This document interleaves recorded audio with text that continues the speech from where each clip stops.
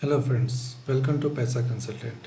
आज हम कुछ फेमस इंडियन शेयर्स के फेमस तो नहीं कहूँगा, I mean to say restaurant shares की एनालिसिस करना शुरू करेंगे। Sapphire Foods, Devyani International Restaurant, Brand, Westlife Development, Barbeque Nation, Jubilant Food. तो इनका स्टार्ट करते हैं एनालिसिस। सबसे पहले सफायर फूड्स इंडिया। तो सफायर फूड्स इंडिया का अगर मैं ईपीएस देखूँ 29.3, स्टॉक पी 52.4, बहुत अच्छा है। स्टॉक पी काफ़ी हाई है।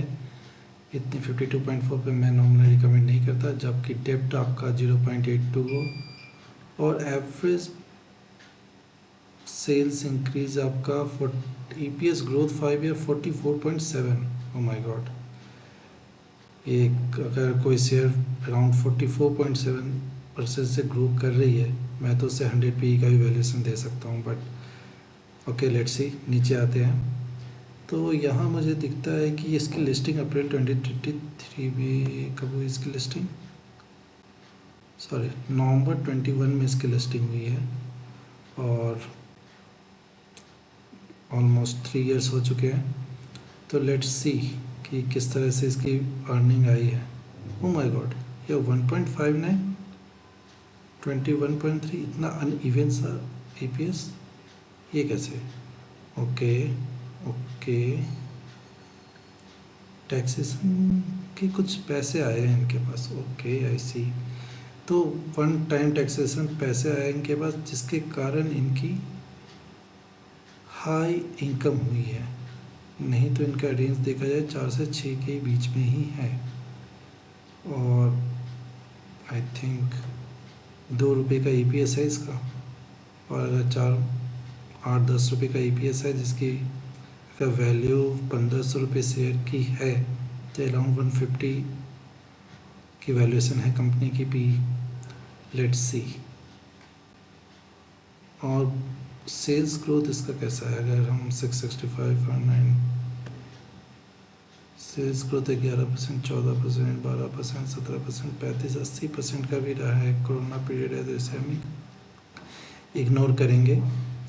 तो अगर हम इस पीरियड को देखें तो इसका मैक्सिमम जून 2020 में 20% का ग्रोथ रहा है। सितंबर का तो मैं नहीं करूँगा पिछले क्वार्टर के कंपेयर में, क्योंकि कोरोना पीरियड के है क्वार्टर्स। ओके, लास्ट 4 सालों में इसका मैक्सिमम बेटर ग्रोथ अराउंड 20% का है। तो चलो मैं मान लेता हूँ कि इसका सर अगर प्रॉफिट ग्रोथ जाएंगे देखने तो कुछ मुझे दिख नहीं रहा है। अच्छा, सीएजीआर पे मैं ट्रस्ट कर नहीं सकता क्योंकि काफ़ी अनइवन सा ग्रोथ है। तो let's see, 5 year earning growth मैं मान के चलता हूँ 20% से आगे ग्रोथ देगी इसकी अर्निंग पर शेयर। हालांकि आई डोंट सी कि इसकी अर्निंग इतनी तेज़ी से ग्रो करेगी, क्योंकि आप देख सकते हो लास्ट 1 2 3 4 क्वार्टर्स में कुछ मैक्सिमम नहीं, एक क्वार्टर में ज़्यादा है, क्योंकि ये बिकॉज ऑफ दिस वन। और इन चारों का समेसन करने पे वो काफ़ी हाइट दे रहा है, बट ऑन एन एवरेज का ऑलमोस्ट 20 के अराउंड ही है, और वो भी घट करके काफ़ी कम हो गया है। तो मुझे तो 1% का भी ग्रोथ नहीं दिख रहा, but let's for the God sake consider 20%। तो वहीं अगर होल्डिंग पीरियड हम मान लेते हैं 10 ईयर्स और 5 ईयर्स, तो मान के चलेगी करंट अर्निंग पर शेयर 1500 का है।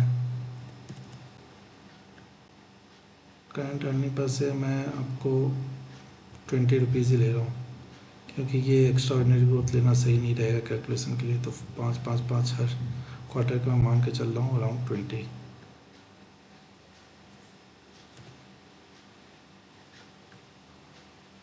सो अराउंड 30 की इसकी पी आ रही है, नॉट बैड। अगर ये हर क्वार्टर 5 रुपये कमाता है अर्निंग पर शेयर, तो इसकी पी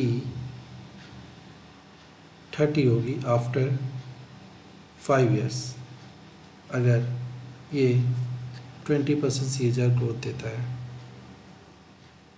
और स्टिल आई डोंट थिंक कि 5 साल, अगर मैं इसको 2 साल करता हूँ 52%, सारा करंट पी पे इसकी वैल्यूएशन मैं करूँ तो 2 साल होल्ड करने पे तक कोई मुझे रिटर्न दिख नहीं रहा है, क्योंकि 1500 की वैल्यूएशन रहेगी तब तक, और 20% के CAGR से ग्रो करता है। करंट अर्निंग प्राइस 20 भी नहीं है।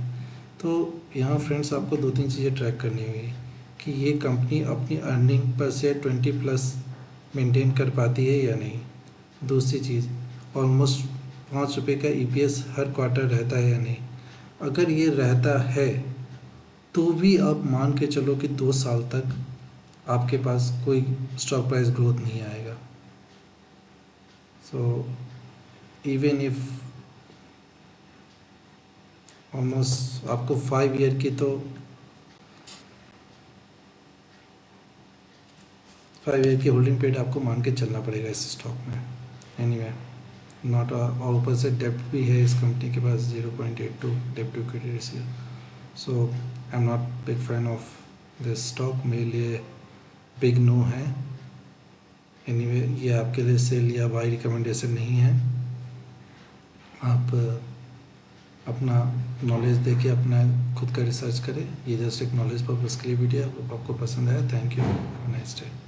Like share and subscribe with your friends, thank you.